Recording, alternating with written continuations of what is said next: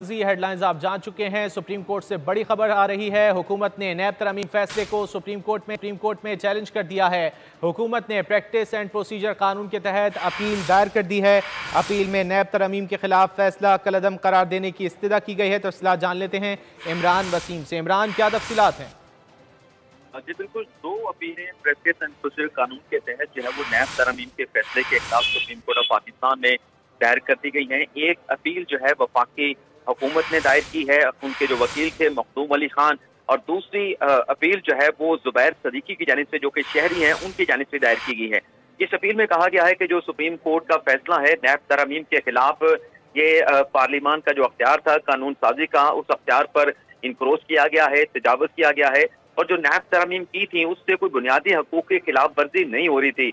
अदालत से इस्तदा की गई है कि नैब तरमीम के खिलाफ जो सुप्रीम कोर्ट का फैसला है उसको कलअदम करार दिया जाए, नैब तरमीम पर जो नैब तरमीम जो की गई थी उनको बहाल किया जाए, और लार्जर बेंच तश्कील दे के इन अपीलों के ऊपर जो है वो समाअत की जाए। नुमाइंदा खुसूसी इमरान वसीम हमें आगाह कर रहे थे, बहुत शुक्रिया।